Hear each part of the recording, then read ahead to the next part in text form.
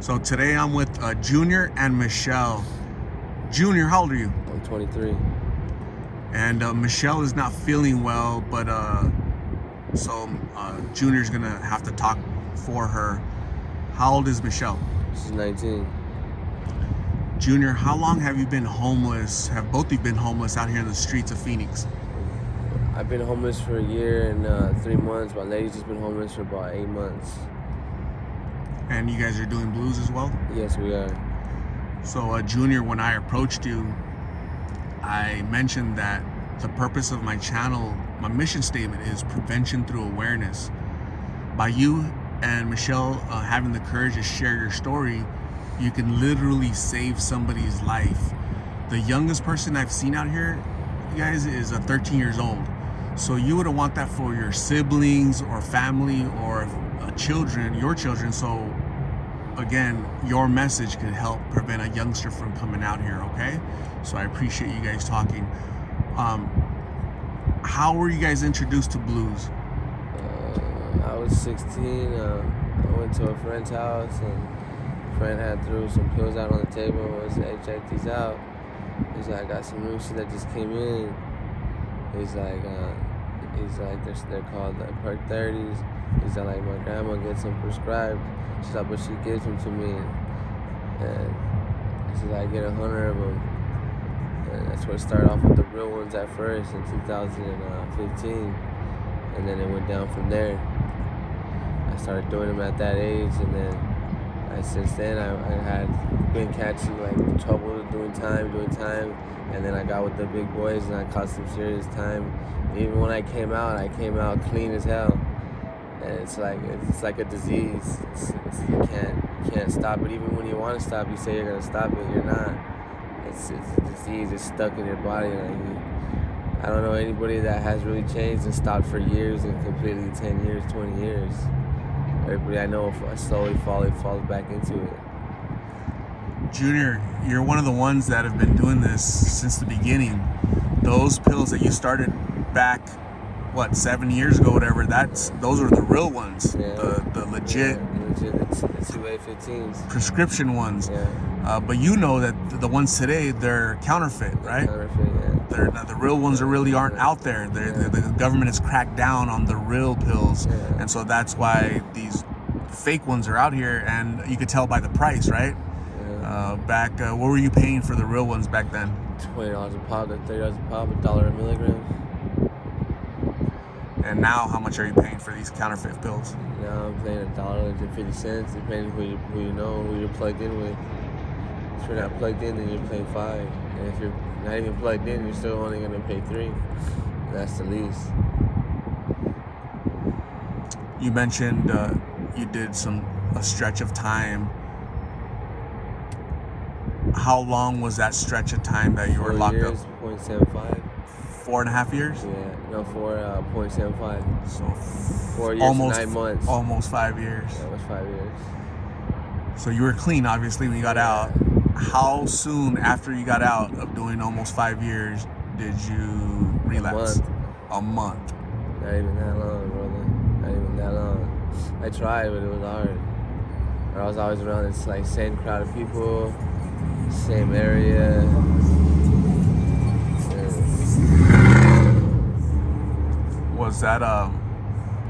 Was that stretch for like distribution?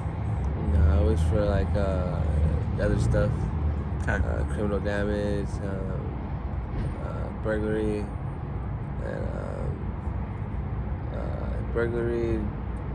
and some other stuff that I have. Yeah. So there's a bunch of things caught up to you all at once? All at once, yeah. Okay. Some serious stuff. Okay. That's a long time. And it's unfortunate that after 30 days, boom, you go back to the same thing. I tried too. I really did. I got a job and everything. I was working at Amazon. I was 75th in Buckeye. So I had a good job. It's just hard. What triggered you after 30 days? What was that one? Was there one thing that happened? I had one friend that was fucked still, and I didn't want to let him go because he was my dog. He was my ride or die homie. And I had caught cases together. We had did time together. We got a long history together since we're like 13 years old. So he was just one homie that he had to be in my life, and since he had to be in my life, I chose the route with him, and he ain't even in my life no more. Where's he at? So I had to choose to not be his friend anymore because he started to being shiesty off these pills. It changes people, right? These pills change people. Yeah, they change people. How have you changed? A lot. I've changed a lot too myself. For the good or for the bad? For the good and bad.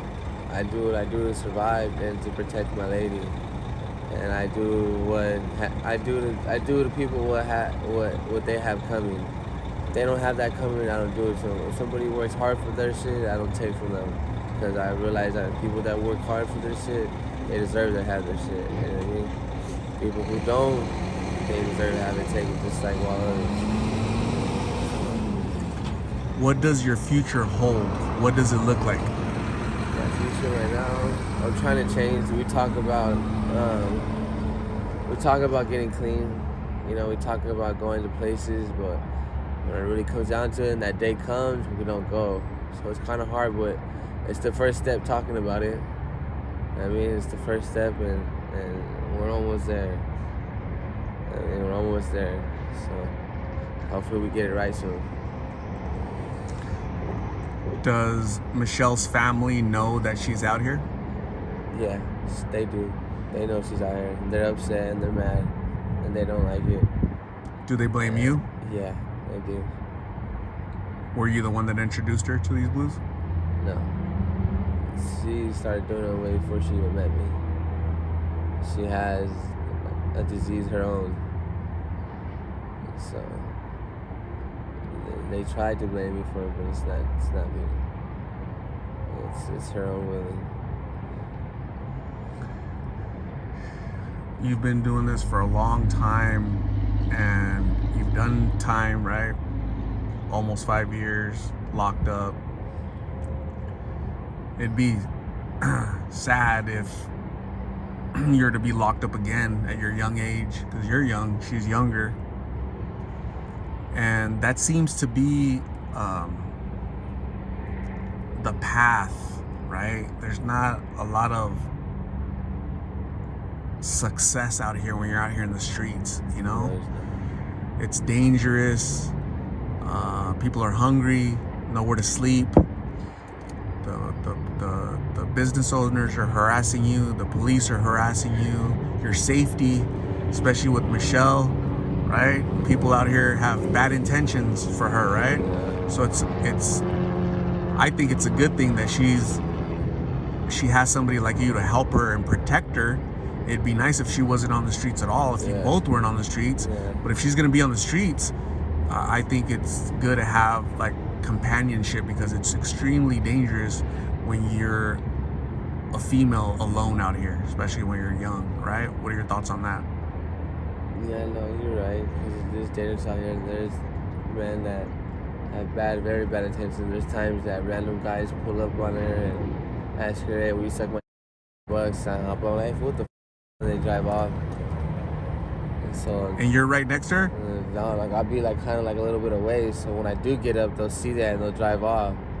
And you know, and right, because I don't play that. Like I'll kill somebody when it comes to her. Like, and it's sad to say that because I know I'll end up doing time for it. But it's just like a instant snap. You know what I mean? Like just snap, and that's all it takes.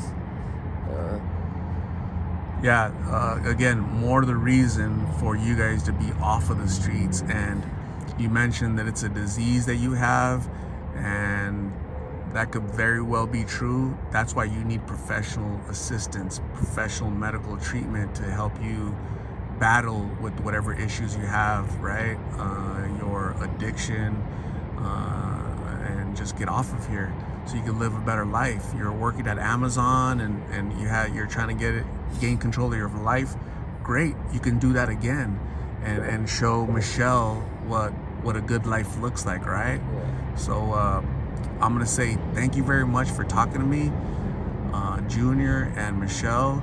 Michelle's not feeling well, so I appreciate you supporting Junior as he shares his story, your guys' story. And please stay safe out here. I'm gonna give you my card with my number so you can call me if you ever need right treatment or somebody to talk to, okay? So Thank you guys very much. Please stay safe. We'll talk soon, okay? All right, appreciate that.